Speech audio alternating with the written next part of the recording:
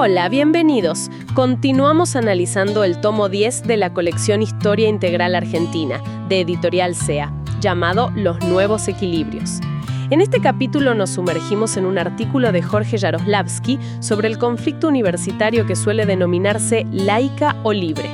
Nuestra misión hoy es desentrañar las claves de un enfrentamiento que en 1958 conmovió profundamente a la sociedad argentina y que movilizó a cientos de miles de personas.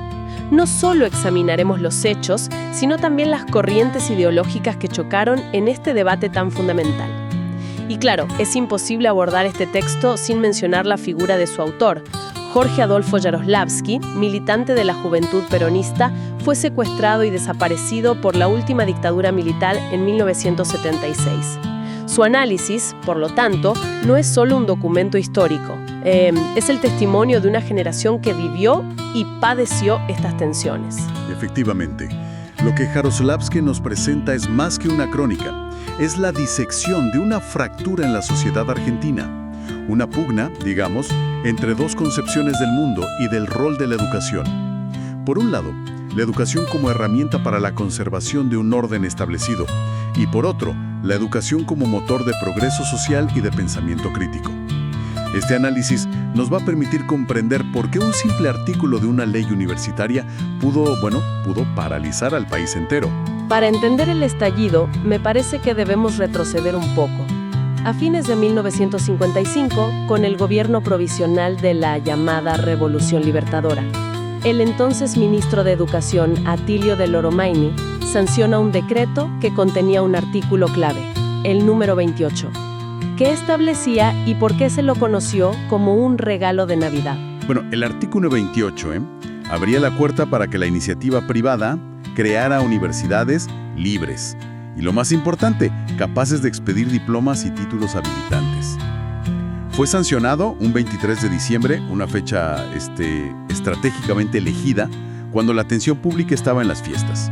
Claro, de ahí lo de regalo. Exacto. Se lo consideró un regalo o una retribución a la Iglesia Católica por su importante rol en el derrocamiento del peronismo. Era una concesión a un pilar fundamental del nuevo poder. Pero el conflicto, sin embargo, no estalla en ese momento. Queda como latente, ¿no? Recién con la asunción del presidente Arturo Frondizi en 1958, un hecho puntual enciende la mecha. El 11 de junio, el presidente recibe a una comisión que le entrega un anteproyecto de ley para reglamentar estas universidades. Y Frondizi entonces pronuncia una frase que resulta ser el detonante. Así es. Según los testimonios de la época, Frondizi manifestó que defendería la enseñanza libre no por convicción política, sino porque era un estado de su alma. Un estado de su alma. Es una frase muy fuerte. Muy fuerte. Al presentar una decisión de política nacional de vital importancia, como una cuestión de índole personal, casi espiritual, desató la reacción. Lo que para él era un estado del alma, para gran parte de la sociedad, era una decisión que ponía en juego el futuro del país y el monopolio estatal sobre la educación superior, nada menos. Profundicemos entonces en las ideas que se enfrentaban. Del lado de la enseñanza libre, el principal impulsor era la Iglesia Católica y los sectores conservadores. El texto de Jaroslavsky cita encíclicas papales como Libertas de León XIII para explicar su postura. Sí, y lo que es fascinante aquí es que según estas fuentes, la libertad de enseñanza no era un derecho universal. Para nada.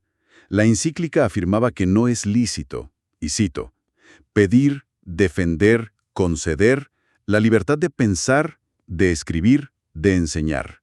Es lapidario. Tremendo. Sostenía que solo la verdad debe llenar el entendimiento y que la Iglesia, al ser depositaria del magisterio divino y, libre de error, poseía el derecho inviolable a la libertad de enseñar.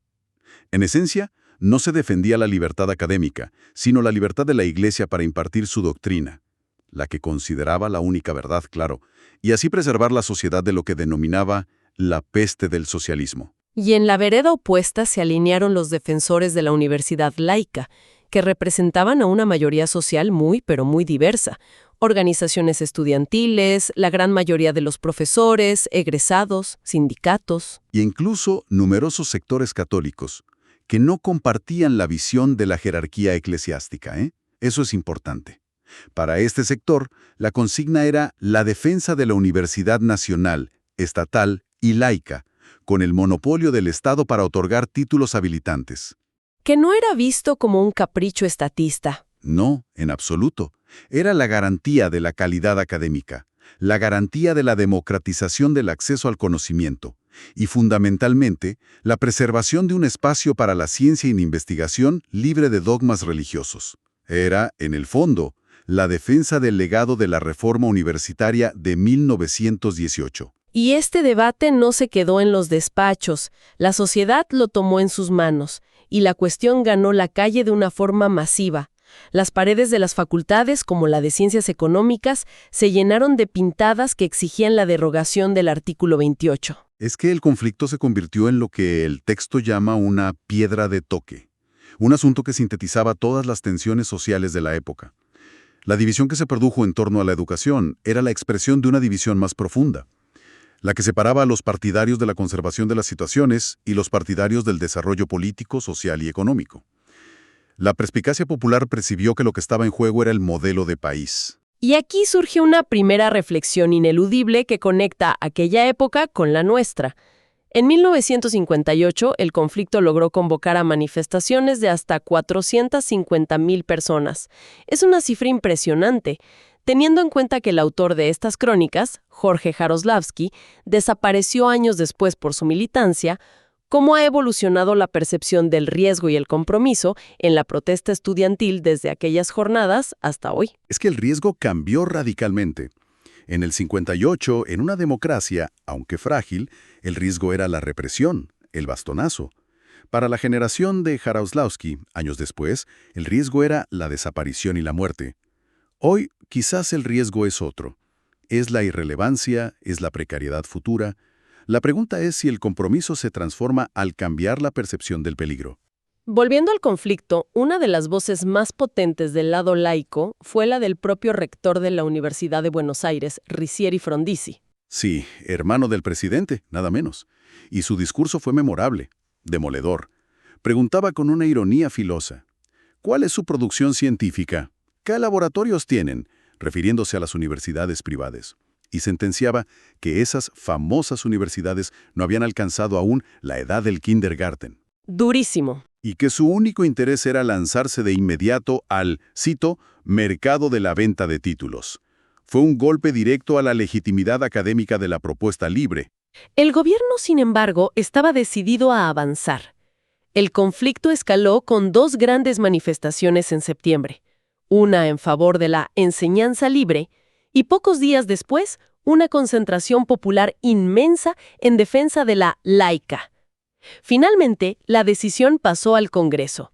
Y allí se vio el poder de la política institucional, aunque la Cámara de Diputados votó por derogar el artículo 28. Fue una victoria para el movimiento laico. Una victoria parcial, porque el Senado, con mayoría gobernista, rechazó la derogación e introdujo una variante, conocida como la Ley Domingorena, que en la práctica consagraba los objetivos del gobierno.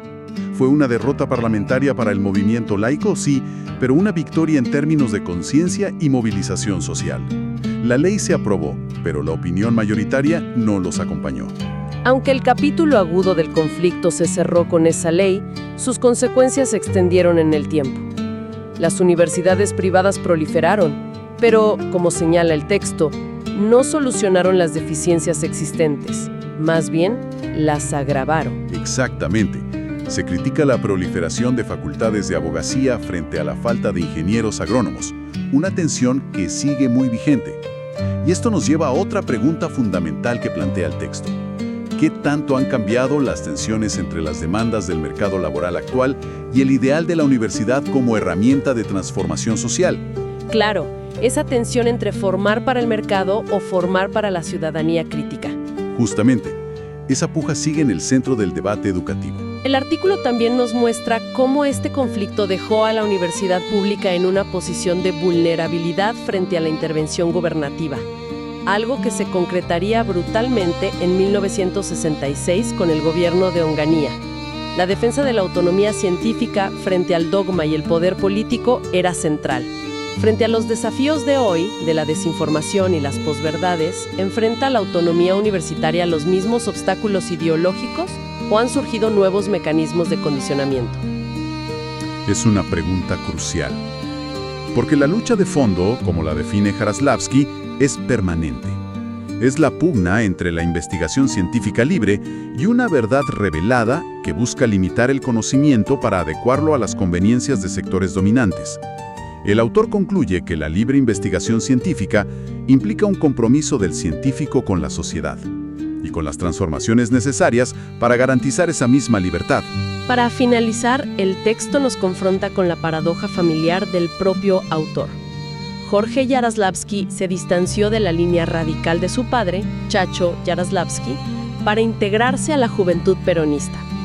La pregunta que queda es, ¿persiste hoy esa ruptura radical entre las tradiciones políticas de los padres y la militancia de los hijos? ¿O las identidades políticas actuales tienden a ser más fluidas o heredadas? El texto de Jaroslavsky nos deja con una idea provocadora. La forma que revistió el enfrentamiento en 1958, dice él, no es lo más importante, aunque no carece de características propias. Lo definitorio fue la activa participación de centenares de miles de personas. La experiencia demostró que una gran parte de la sociedad argentina comenzó a incorporarse a los procesos sociales y a actuar conscientemente. Quizás el legado más profundo de laica o libre no está en la ley que se sancionó, sino en la conciencia que despertó. La conciencia de que el debate sobre la educación nunca es solo sobre educación, sino sobre el tipo de país que se quiere construir. Una pregunta que, más de medio siglo después, sigue completamente abierta. Para profundizar en nuestras publicaciones históricas y navegar entre documentos exclusivos, los invitamos a visitar Mágicas Ruinas, mágicasruinas.com.ar, un espacio vigente desde el año 2003. Además, pueden encontrarnos en Facebook, donde compartimos crónicas de época cada día. No olviden suscribirse y activar las alertas para acompañarnos en este viaje por los archivos del pasado.